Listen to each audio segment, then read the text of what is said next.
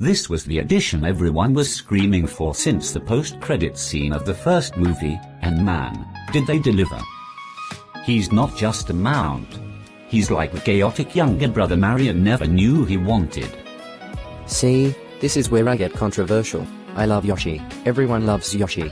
If you don't like Yoshi, you're probably a tax auditor or someone who hates joy. But in this movie, he's a high B tier for me.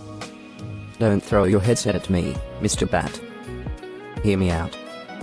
He's fun, he's above average, but he felt a little bit like a plot device to get them from planet A to planet B. Welcome back to the show that refuses to die, even though our intern hasn't fed us in 3 days. I'm MrBat, and sitting across from me, looking like he just crawled out of a warp pipe in the wrong neighborhood, is Boris Anderson. Boris, you ready to go to space?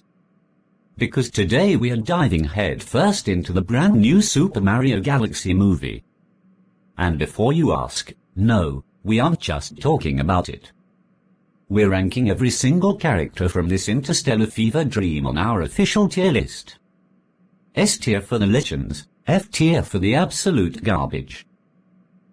I'd been ready since the first trailer dropped and I saw Chris Pratt trying to sound like he actually knows what a plumber does. But space? Space changes a man. Or a turtle. Or whatever Bowser is supposed to be. I've got my rankings sorted, and let me tell you right now, some of these fan favorites are headed straight for the D tier. I don't care how many Lumas they have following them around. If you don't bring the heat in a 98-minute movie, you're getting the boot. Brutal as always. But that's why people tune in. Look, the original Mario movie from a few years back was a massive hit, but this sequel, Illumination, went all out. They brought in Rosalina, they brought in Yoshi, they even threw in Bowser Jr. trying to live up to his dad's terrifying reputation. It's a lot of personalities to juggle. We're going to look at the development, the voice acting, shout out to Donald Glover for finally giving Yoshi some soul, and whether these characters actually added something to the plot or if they were just there to sell more plastic toys at the theme park. Most of them are definitely there to sell toys, MrBat. Don't be naive. But some of them actually surprised me. I went into this thinking Bowser Jr. was going to be an annoying brat, and while he is a brat, he's a strategic brat. Seeing him pilot Megaleg and actually give the brothers a hard time was a highlight. But we have to start at the top. We have to talk about the man in red himself. Mario. Is he still S-tier material, or has the I'm an Italian-American from Brooklyn gimmick finally worn thin? That's the big question. Mario is the face of the franchise, but in this movie, he felt a bit more like a passenger compared to Peach and Rosalina. The stakes were higher, but was his character arc actually interesting? He's basically just a guy who hits things with a hammer and hopes for the best. We're going to break down his performance, Luigi's constant anxiety, which, honestly, is getting a bit too relatable for me, and how the new faces shook up the dynamic. We've got a long way to go through, people, so buckle up. This isn't just a review, it's a character execution. Boris, pick the first victim. Who are we throwing on the board first? Let's not wait. Let's go straight for the newcomer that everyone's been obsessed with. Princess Rosalina. Brie Larson's voice work, the space mom energy, the whole I live in a comet lifestyle. Is she the S-tier queen we were promised, or is she just a blue-themed Peach clone? Rosalina is the elephant in the room. Well, not literally, because that would be a different power-up entirely. But seriously, Brie Larson as the voice. I was skeptical. I thought they were just going to give us stoic space goddess 4, but they actually gave her a personality. She's got that weary, I've been babysitting sentient stars for 1,000 years energy. It's relatable. I'm putting her in S tier right out of the gate. She's the anchor of the whole movie. Without her, it's just two plumbers getting motion sickness in a vacuum. Boris, tell me I'm wrong. S tier? Already? You're handing out gold stars like you're the principal on the last day of school. Look, she is cool, and the Comet Observatory looked incredible on the big screen, but let's talk about the actual impact. She spends half the movie being the mysterious guide. I like a character who gets their hands dirty. For me, she is a solid tier. Excellent, sure, but she didn't make me laugh, and she didn't make me want to punch a Koopa. You know who actually brought the heat? Bowser Jr. voiced by Benny Safdie. That kid is a menace. He's piloting Megaleg, he's kidnapping people, and he's doing it all to impress his miniature, jar-dwelling father. That is peak B-tier above average energy. You're putting the brat in B-tier. The kid literally tried to turn the Mushroom Kingdom into a floating construction site. Although, I have to admit, the dynamic between him and the shrunken Bowser was comedy gold. Jack Black is still the GOAT, even when he's 3 inches tall and yelling from a birdcage. But back to Rosalina, you can't ignore that twist. The Stardust revelation. The fact that she and Peach are sisters. That's the kind of law-shaking stuff that elevates a character. It explains why Peach was always special in the first movie. It's a deep dive into their DNA, Boris. It's a retcon, Mr. Bat. A shiny, space-flavored retcon. It was cool, I'll give you that, but let's move the needle. We need to talk about the mid-level. The C-tier. The average guys who are just there. I'm looking at you, Toad. Keegan-Michael Key is hilarious, don't get me wrong, but in this one? He was basically just a backpack for Peach. He didn't have that brave soldier arc I was hoping for. He was just the guy who screamed when things got shiny. Toad is a national treasure, but I agree. He felt a bit sidelined by the sheer scale of the galaxy. He's the C-tier king of this episode. But wait, we haven't even mentioned the biggest wild card, Fox McCloud. When that wing showed up and Glen Powell started talking, the whole theater lost it. A Star Fox cameo in a Mario movie. That's either a genius move for the Nintendo cinematic universe or a desperate plea for a spin-off. Where does a legendary pilot go when he's just a guest star? Oh, he's an easier tier. He stole every scene he was in. The banter between him and the Mario Bros was top tier, especially since he clearly thinks plumbers are the lowest form of life in the universe. But we are getting ahead of ourselves. We need to rank the core duo first. Mario and Luigi. They went through it in this movie, literally being turned into babies at one point. Do we penalize them for the Baby Mario fan service, or does the final battle on Planet Bowser save them? We can't talk about the brothers without addressing the elephant in the room, or rather, the dinosaur. Yoshi. Voiced by Donald Glover. This was the addition everyone was screaming for since the post-credits scene of the first movie, and man, did they deliver. He's not just a mount. He's like the chaotic younger brother Mario never knew he wanted. The chemistry there is surprisingly good. But when we look at the tier list, where does the green guy land? Is he an S-tier legend, or is he just a glorified power-up that makes cute noises? See, this is where I get controversial. I love Yoshi. Everyone loves Yoshi. If you don't like Yoshi, you're probably a tax auditor or someone who hates joy. But in this movie, he's a higher B tier for me. Don't throw your headset at me, Mr. Bat. Hear me out. He's fun, he's above average, but he felt a little bit like a plot device to get them from planet A to planet B. He eats a fruit, he glows, he solves a puzzle. It felt a bit mechanical. Compare that to Luigi, who actually had some genuine growth in this one. Charlie Day really leaned into the terrified but doing it anyway vibe. Luigi is in a tier hero in a C-tier body. I'm going to have to fight you on Yoshi. That Yoshi montage at the beginning of the second act? Pure cinema. Donald Glover bringing that childish Gambino swagger to a dinosaur was a stroke of genius. He's an S tier for the personality alone. But let's shift gears to the man of the hour, Mario. Chris Pratt is back. He's more comfortable in the red hat now, but the critics are saying he's a supporting character in his own movie. They say he's just along for the ride while Peach and Rosalina handle the heavy lore. I think that's a bit unfair. He's the heart of the team. I'd put him in a tier. He's excellent, he's reliable, but he didn't have that superstar moment that blew my hair back like the first film did. Exactly. Mario felt safe. And safe doesn't get you into the S tier on this show. He's a B tier for me this time around. He's the good foundation, but he's overshadowed by the villains. Speaking of which, let's talk about the worst/fail category. F tier. We have to address the Lumas. Specifically, the cynical Luma. You know the one, the little blue star that sounds like he's been reading nihilist poetry in a dark basement for 20 years.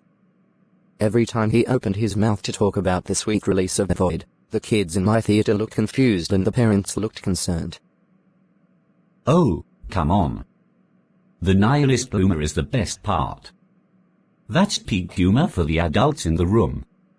He's a subversion of the cute mascot trope. I'm putting him in S tier for the sheer audacity of putting a suicidal star in a PG movie. But if we're talking actual F tier failures, we have to look at the Rob the Robot cameo. It felt so forced. He just showed up, beeped a couple of times, and then got crushed by a falling star bit. It was a blink and you miss it moment that added nothing. It was just Nintendo jingling their keys in front of our faces. Agreed. Rob is D tier. Below average. He's a legendary piece of history relegated to glorified background prop. It felt disrespectful, honestly. But we're missing a big one. Princess Peach. Anya Taylor-Joy. She was the breakout of the first film, The Warrior Peach. In Super Mario Galaxy, she's searching for her origins. She is questioning why she is the only human in a world of mushrooms. That emotional weight is rare for an Illumination movie. Does that make her S tier, or did the sister twist with Rosalina make things too messy? Peach is the most interesting case in this whole movie. In the first film, she was the guild boss of the Mushroom Kingdom, but here, they actually gave her a soul. That revelation that she's Rosalina's younger sister? Absolute game changer. It explains the human among mushrooms mystery that's been bugging fans since the 80s. I'm putting her in S tier. She's not just a princess. She's a cosmic powerhouse who can literally reshape the universe when she holds hands with her sister. That's top-tier character development. S tier for Peach? I don't know, MrBat.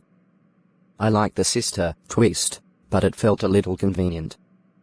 1 minute she's wondering where she came from, and the next she's summoning Stardust to turn Planet Bowser into a garden. It felt a bit rushed. I'll give her an A tier because Anya Taylor-Joy kills the voice acting, but S tier is for the legends who carried the whole movie on their backs. And speaking of carrying the movie, we have to talk about the villains. Bowser is back, but this time he's shrunken and trapped in a jar for half the film. Jack Black is still hilarious, but a tiny Bowser? Is that a tier excellent or C tier average? It's the tier for the comedy alone. Hearing Jack Black's booming voice coming out of a 3-inch turtle was peak cinema. But the real villain of the show was Bowser Jr. voiced by Benny Safdie. That kid is a menace. He's not just Bowser's son, he's a tactical genius who kidnaps Rosalina and uses a magical paintbrush to cause absolute chaos. He's the one who actually drives the plot while his dad is busy being a wild card in a birdcage. I'm putting Bowser Jr. in the B tier. He's above average and way better than the annoying version of the character from the games. I'll agree on B tier for the brat. He was effective. But let's look at the low tiers. We need to talk about the D tier. Below average. For me, that's where the Desert Tostarena residents land. They were fine for a 5-minute gag, but they felt like filler. And don't even get me started on their Lumas. If it wasn't for that one eyeless Luma we talked about earlier, they'd all be in the F tier. They're just floating target practice. Hey, leave the stars alone. They're adorable. But I'll give you the Tostarena guys. They were definitely just there to pad out the runtime. However, we have a major character we haven't officially ranked yet. Fox McCloud. Glen Powell was the ace pilot. When the wing showed up to bail out Mario and Luigi, the theater went nuts. He's the Donkey Kong of this sequel, the outsider who comes in and steals the show. Where do we put the Fox? Fox is an easier tier. He brings a completely different energy to the movie. He's a hotshot, he's arrogant, and his banter with Luigi, who is terrified of space travel, is the funniest part of the second act. He's excellent, but since he's a guest star, he can't quite touch the S tier. He's there to set up the Nintendo Cinematic Universe, and he does it perfectly. But MrBat, we have to address the Baby Mario and Luigi segment. When Bowser Jr. uses the Super Scope to de-age them? That was pure fan service. Is that a fail or a win? It was a win for the animation, but a fail for the pacing.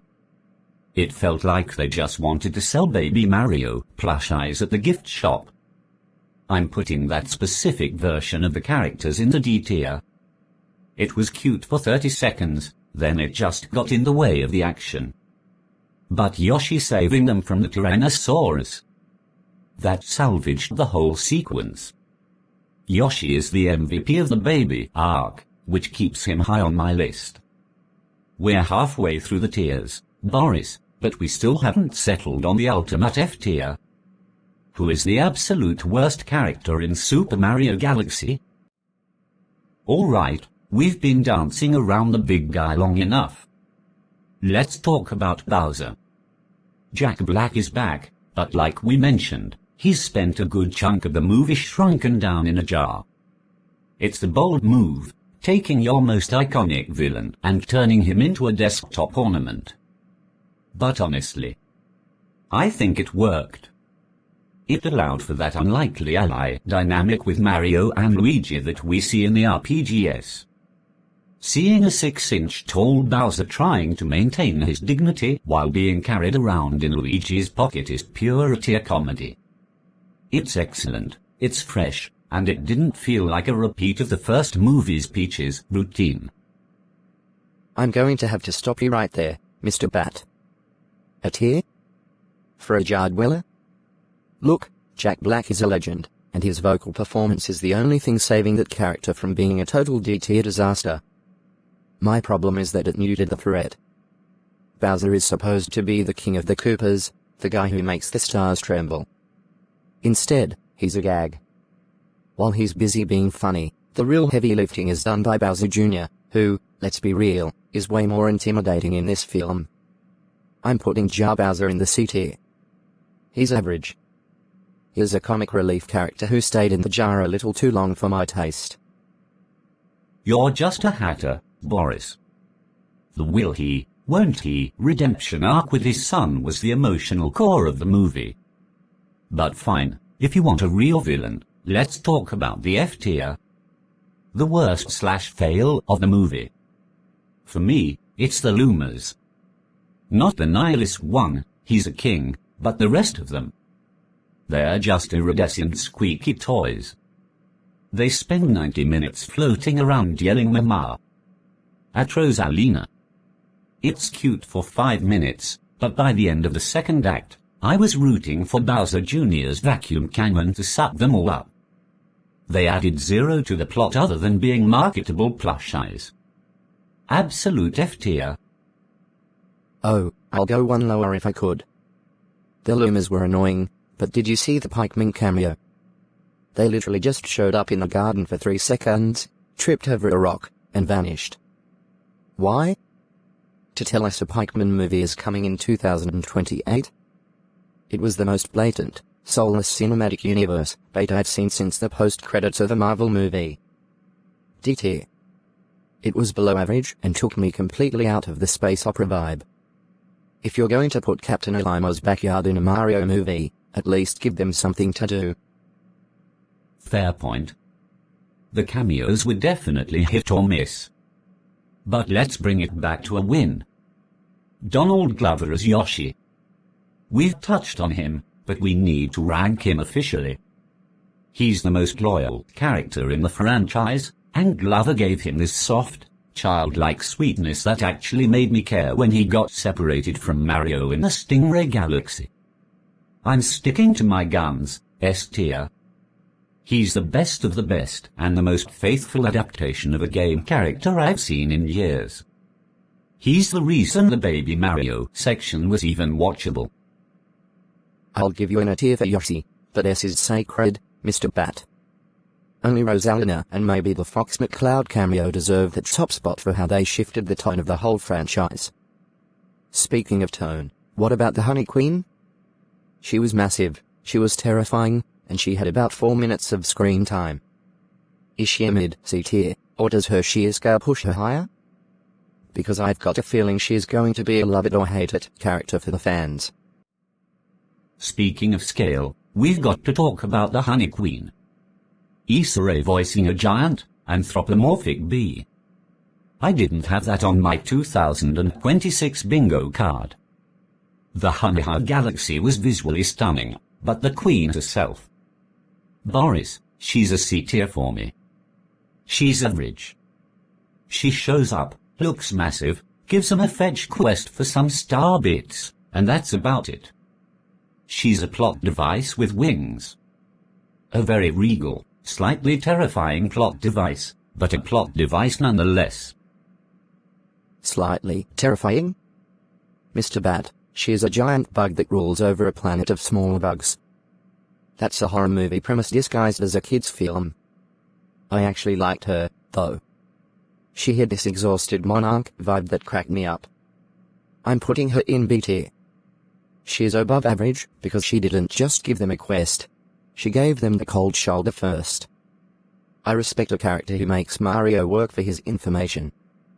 But if we're talking about characters who actually moved the needle, we have to go back to the Gateway Galaxy. We have to talk about Wart. Oh, man. Louis Guzman as Wart. That was the deep cut nobody expected. The owner of the Space Casino. That is a wild reimagining of a character from Super Mario Bros. 2. He was slimy, he was greedy, and he was perfect. He's a solid A tier for me.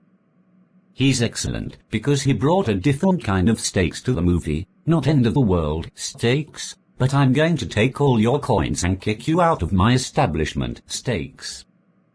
Plus, the banter between him and Toad while they were trying to extract Rosalina's location. Gold. Toad finally had something to do.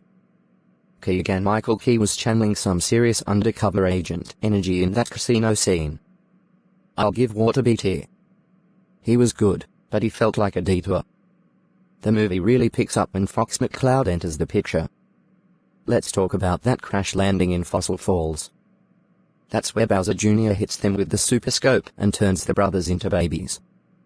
Is this the moment the movie goes into D tier inferior territory, or is the Tyrannosaurus rescue enough to save it?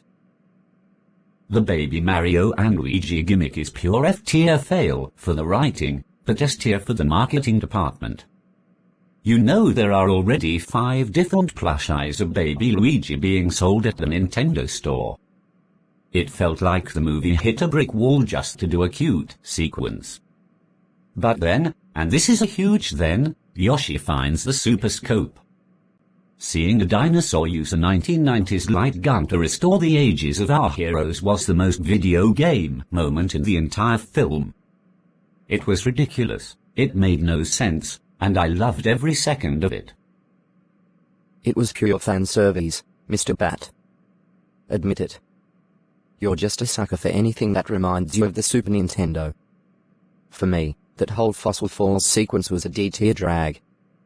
It felt like they didn't know how to get the brothers from point A to point B, so they just hit the age button.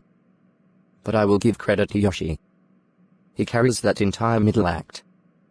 Without him, the brothers would still be in diapers. I'm keeping Yoshi in the A tier, but the baby versions of the characters are going straight to the bottom of the list. They're a distraction. They're a below-average distraction, sure. But we're getting close to the finale. The Comet Observatory, the Stardust Revelation, and the final march to Planet Bowser.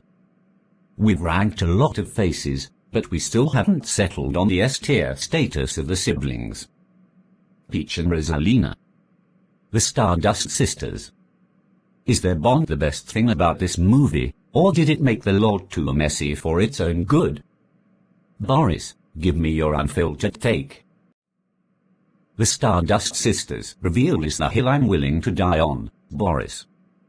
In every other Mario game or movie, Peach is just there. She's the goalpost. But making her Rosalina's long-lost sister? That's S-tier writing for an Illumination flick. It gives her a reason to be as powerful as she is. When they held hands and literally ignited the atmosphere of Planet Bowser, I actually got chills. It's the best of the best, because it rewards fans who have been asking why is there only one human in the Mushroom Kingdom? For 40 years. It's a massive S for the spectacle, I'll give you that. The animation during that fusion scene was breathtaking. But let's look at the fallout. If Peach is a cosmic entity, does that make Mario irrelevant? He is just a guy with a jump height of about 6 feet and a penchant for pasta. In the final battle, he felt like a sidekick. I'm moving Mario down to C tier for the finale. He was average. He spent the most important fight of his life dodging fireballs while the girls did the heavy lifting with literal star magic.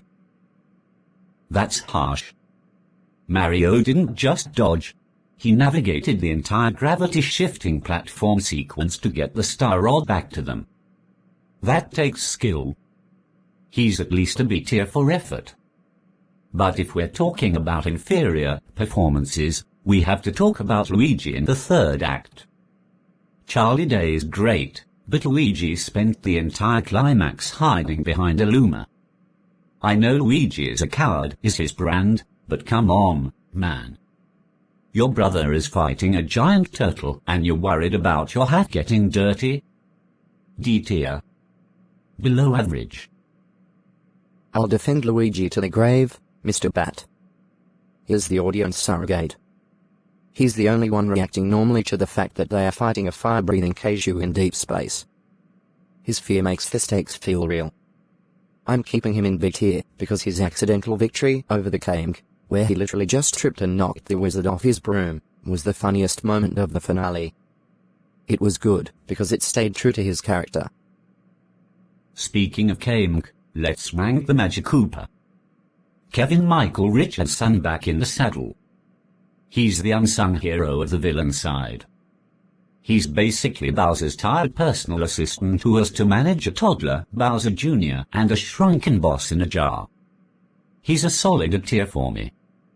Excellent voice work, and he actually provided some legitimate threat with those reality warping spells in the Library Galaxy. He's the glue holding the Koopa troop together. Kamk is a B tier for me. Above average, but he's always the bridesmaid, never the bride. He gets overshadowed by Bowser Jr.'s paint-fueled chaos. But we need to look at the F tier again. We haven't mentioned the Foreman Spike cameo during the Brooklyn flashback. Why was he there? He had 2 lines, looked nothing like his previous design, and served no purpose other than to remind us that the first movie happened. Total F tier fail. It was a waste of screen time that could have gone to more Yoshi scenes. Total filler. I agree. F tier. But as we move into the post-battle wrap-up, we have the grand finale feast at the Comet Observatory. This is where we see everyone together. It's the moment we realize just how big this cast has become. We've got plumbers, princesses, space foxes, and dinosaurs all eating star-shaped cake. It's a lot to process. Boris, before we move on, who was the most mid character of the whole bunch? The absolute definition of C tier average. Easy. Blue Toad. Not the main Toad, but the blue one who followed them around the Starship Mario. He didn't have a single line that wasn't a tutorial. Press it to jump. Watch out for the lava. We get it, Blue Toad. We have played the games. You're the definition of a C-tier background filler. Average at best. Now, let's get into the S-tier debate for the villains, because I have some thoughts on Bowser Jr. that might make you toss your wings. Alright, Boris, you've been teasing this whole episode. You're ready to put the brat in the S-tier, aren't you? Bowser Jr., the kid with the magic paintbrush and a serious case of daddy issues because his old man is currently a paperweight in a glass jar. You really think he's best of the best material? I'm not just thinking it, Mr. Bat, I'm declaring it. Bowser Jr. is the S-tier MVP of the Super Mario Galaxy movie. Think about the pressure on this kid. His dad is shrunken, his kingdom is in shambles, and he's up against two princesses who are basically cosmic deities. And what does he do? He doesn't cry. He doesn't hide. He invents a vacuum cannon, hijacks a comet, and nearly recreates the entire universe in his own image just to get a good job from a 3-inch tall turtle. That is superb character writing. He is the most competent villain we have seen in this series so far. I'll give you excellent, Boris, but S-tier. That's high praise for a kid who still wears a bib. For me, he's a solid A-tier. He's the driving force of the plot, sure, but he's still just a catalyst for the sisters' reunion. If we're talking S-tier best of the best, we have to look back at Rosalina. The way she handled the Lumas sacrifice at the end of the second act. That was heavy. Brie Larson's voice actually cracked. It gave the movie an emotional weight that Illumination usually avoids like the plague. That's the best the studio has ever produced. The Lumas sacrifice was sad, yeah, but let's talk about the mid-tier again. C-tier. Average. We haven't officially ranked the lover. You know, the big purple pilot of the Starship Mario. He's basically a purple marshmallow with a captain's hat. John C. Reilly voiced him, which was a great choice, but what did he actually do? He sat in the captain's chair and made puns about star power. He's the definition of C-tier. He's fine, he's functional, but if you cut him out of the movie, does anything actually change? No. He's the good B-tier for me, Boris. His banter with Yoshi was hilarious. I've seen a lot of green dinosaurs in my time, but you're the first one who tries to eat the dashboard. That's quality dialogue. But fine, if we're looking for a D-tier inferior character, let's talk about the hungry Lumas. They show up, they demand 1,000 star bits, and if you don't feed them, they just block the path. It felt like a literal video game mechanic forced into a movie. I'm sorry, Mario, you can't save the universe until you find 5 more glowing gems. That's a D-tier pacing killer right there. It was a fail F-tier for me. It's the worst kind of filler. It's the fetch quest of cinema.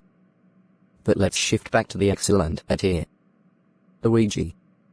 We talked about him earlier, but his star pointer sequence, where he's literally guiding the audience through the black hole, was a stroke of genius.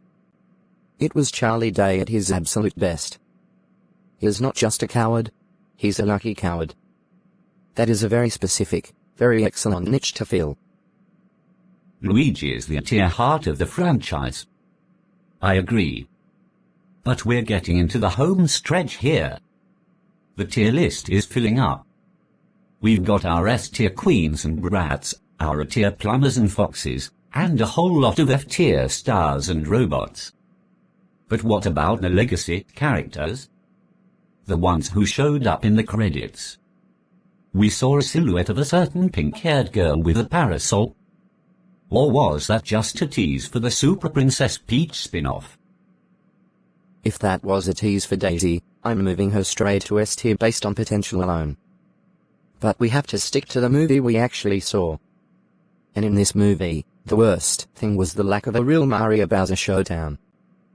because Bowser was in the jar, we didn't get that iconic "so long, King Bowser" moment. It felt like a missed opportunity. Does that drag the characters down, or does the jar comedy make up for it? You're hitting on a massive point, Boris. The lack of a classic heavyweight brawl is the biggest gamble this movie took. Usually, you want to see the plumber drop the turtle into the lava, but instead, we got a heart-to-heart. In a jar. It's a B-tier above average subversion for me. It was good, it was different, but did it satisfy the itch for a climactic showdown? Not really. It made Mario feel a bit more like a diplomat than a hero. I'm keeping Mario in the B-tier for the third act. He's good, he's reliable, but he let the princesses do the heavy lifting while he played good cop to a shrunken kaiju. Exactly. Mario was basically a social worker in overalls for the last 30 minutes. That's why he can't touch the S tier in this film. But you know who actually stepped up? The Lumas. Not the generic ones, I'm talking about the Polari Luma. The old, black one who's basically Rosalina's butler. Voiced by Ian McKellen. That was a masterstroke. He's a solid tier excellent character. He brought gravitas to a floating star drop. When he gave that speech about the cycle of rebirth, before the big black hole sequence, I actually forgot I was watching a movie made by the Minions people. Polari was incredible. The stars are but embers in the hearth of eternity. Who writes that for a Nintendo movie? Definitely a tier. But let's talk about the F-tier fail of the finale. The Grand Star. It's supposed to be this ultimate source of power, right? The thing everyone is fighting over. It has the personality of a light bulb. It's a shiny megaphone that doesn't talk, doesn't react, and just sits there glowing. After all that build-up, it felt like a D-tier inferior payoff. I wanted the Grand Star to be a character, or at least a sentient entity like in the games, but it was just a battery. It was a glorified AA battery, MrBat. Total C-tier mid-energy. It did its job, but it didn't win any awards. But we have to address the power-up characters. When Mario gets the bee mushroom, he becomes Bee Mario. Is the transformation a character? Because in this movie, the bee suit actually had a mind of its own. It was like a parasite. It kept trying to fly toward flowers while Mario was trying to save the world. That was a hilarious B-tier above average gag. It made the power-ups feel dangerous for once. The suit has a mind of its own is a classic trope, but they used it well. I'd put the bee suit in the B tier too. But what about the Sling Star Sentinels? Those gold statues that literally launch our heroes across the galaxy? They had these deep, booming voices like ancient gods. I found them strangely compelling for characters that only have one job. I'm putting them in the C tier. They're average because they're stationary, but they've got style. Boris, we're running out of room on this list. We need to talk about the ending stinger. You mean the shadow in the crater? The one that looked suspiciously like a dark, edgy version of a certain plumber? If that's who I think it is, Shadow Mario or even Wario, then the hype for the third movie is already S tier. But for this movie, the post-credits character is a D-tier inferior tease.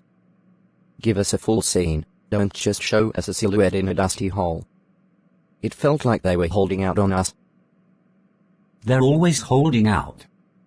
That's how they get us back in the seats for Super Mario Galaxy 2, the search for more coins. But we've got 3 sections left to finalize this list. We need to decide where the galaxy itself ranks. Is the setting a character? Because the way the environment shifted and attacked the brothers made the world feel alive. Is the Comet Observatory an S-tier location, or just a fancy menu screen? Let's talk about the Comet Observatory itself. In the games, it's just a hub world, but in this movie, it's practically the third host of the show. It's got a soul, Boris.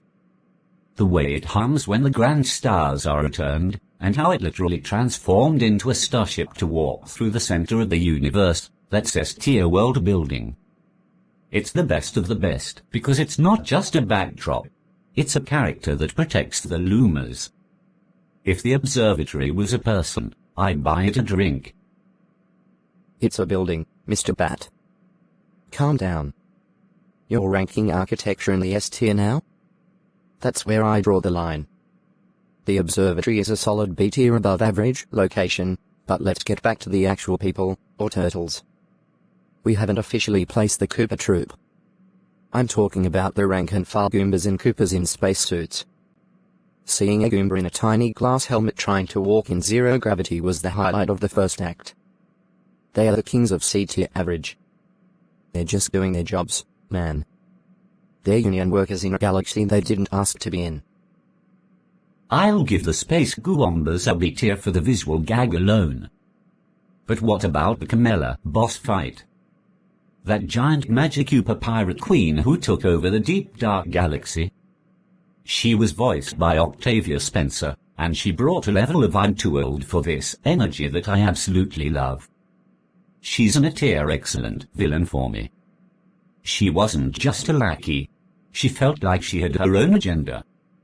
She's the kind of side boss that makes you wish she had her own spin-off series on Peacock or something.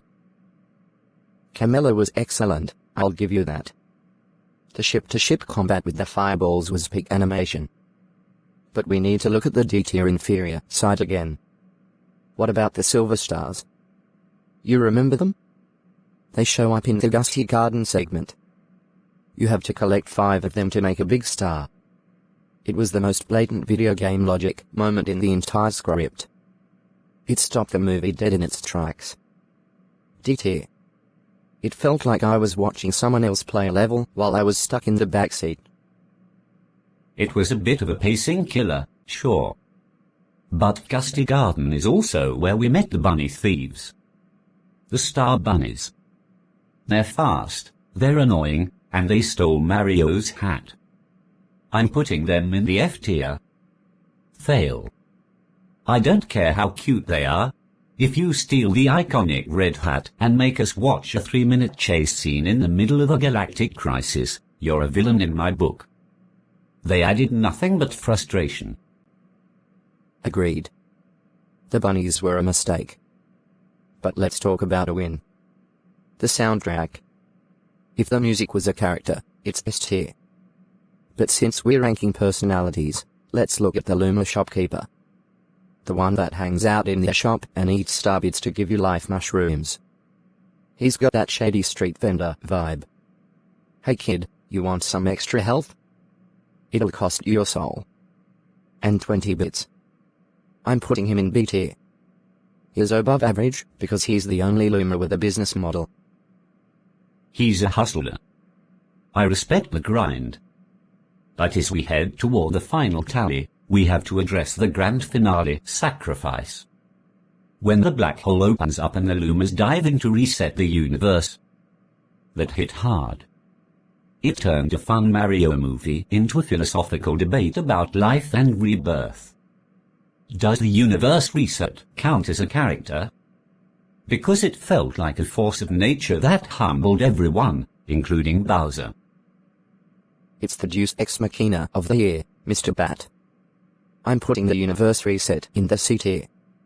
It was average, because it's a trope we have seen 1,000 times. Oh no, everything is destroyed. Just kidding, it's all back to normal but slightly different. It's a safe ending. I wanted consequences.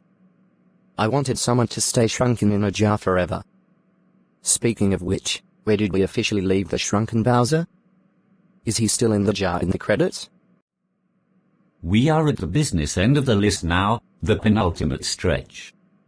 We've covered through the cast like a chain chomp through a picket fence, but we have to talk about the dark horse for the S tier. I'm looking at the lover. I know you put him in C tier earlier, Boris, but hear me out.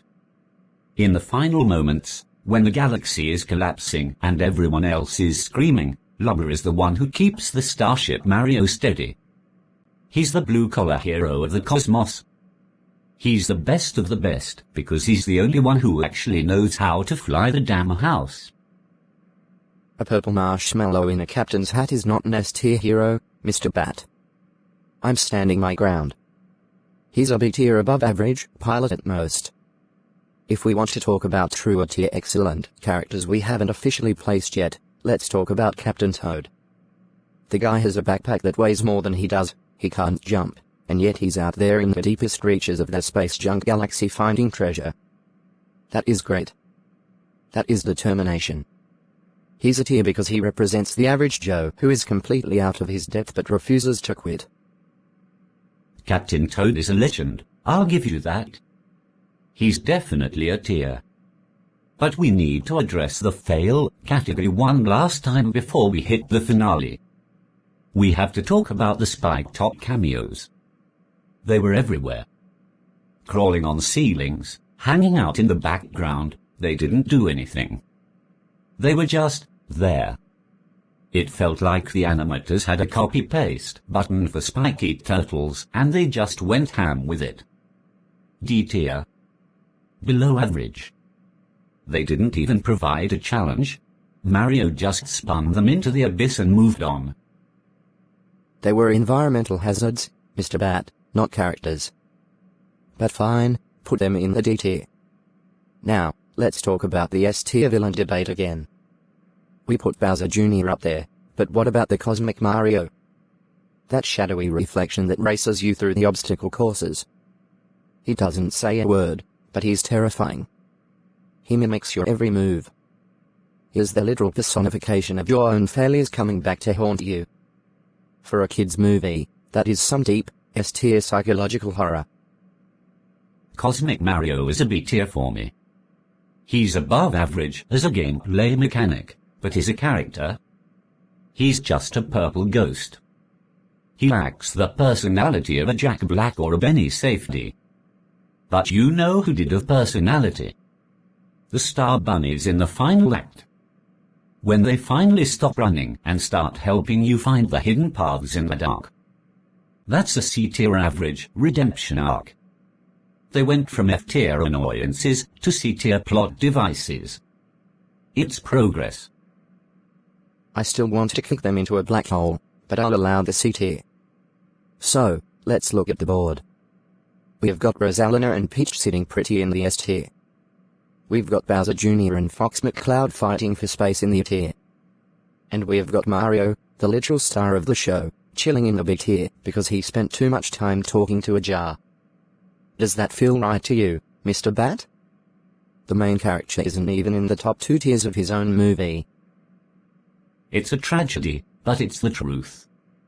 This movie was the princess and the pilot show, and Mario was just the guy holding the flashlight. But wait, we have one more character to rank before we close out this section. The Luma that turns into a launch star. He gives his life so you can fly. He doesn't get a name, he doesn't get a paycheck, he just turns into a golden ring and says go get him, Mario. That is S-tier selflessness. That is the best of the best. That's a suicide mission, Mr. Bat. But it's a noble one. I'll give that specific Luma a tier for excellent service. But we are heading into the final stretch. It's time to finalize the list, hand out the worst character of the movie award, and see if Bowser ever gets out of that jar. Are you ready to put this galaxy to bed? Here we are, the final stretch of the cosmos. The tier list is looking like a crowded subway car, and we have some difficult decisions to make before the credits roll. We've established that the Stardust sisters, Peach and Rosalina, are our S-tier royalty. But Boris, we have to address the fail of the century.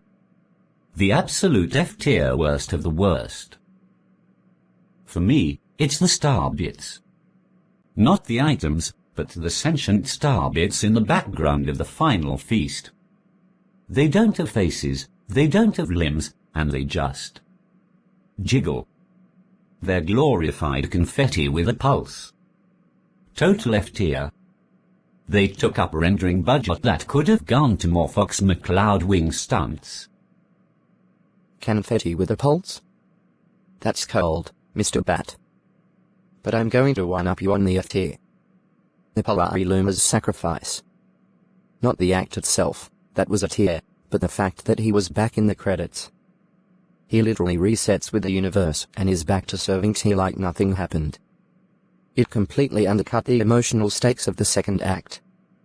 If you're going to die for the galaxy, stay dead. Bringing him back makes him a D-tier inferior plot device. It's the Disney death trope, and I'm not buying it. You're a heartless monster, Boris. The kids needed a win. But fine, if we're being objective, the universe reset did make some of those sacrifices feel a bit cheap. But let's look at the tier 1 last time. Bowser Jr. officially lands in the A tier for being the most competent villain in the franchise. He's excellent. He outmaneuvered Mario, outpainted the galaxy, and nearly won. If he hadn't been distracted by his dad's midlife crisis in a jar, we'd all be speaking Cuba right now. He's the future of the series, and honestly, I want a solo movie. A solo Bowser Jr. movie would be a B tier above average ride, but let's talk about the final standing for Mario. After a serious time of debating, we're leaving the face of Nintendo in the B tier. It's good, it's above average, but in Super Mario Galaxy, he was the straight man in a world of lunatics. He was the anchor, but the anchor doesn't usually get the standing ovation. He's the B tier foundation that allows the S tier characters to shine. It's a respectable place to be, but it's not the throne. It's a humble B tier for the Brooklyn boy. And Luigi. He's the A tier king of heart. He didn't do the most damage, but he had the most growth. From shaking in a space pod to accidentally headbutting a magic Koopa off a cliff, that is the hero's journey we deserve. So, let's wrap this up. S tier belongs to the sisters. A tier is for the fox, the brat, and the cowardly brother. B tier is for Mario and the Yoshi Glover combo. C tier is for the toads and the space Goombas. D tier is for the bunnies and the shrunken Bowser. And F tier. That's for the Rob cameo and your heart, Boris. Hi. My heart is at least a C tier average. But I'll take it.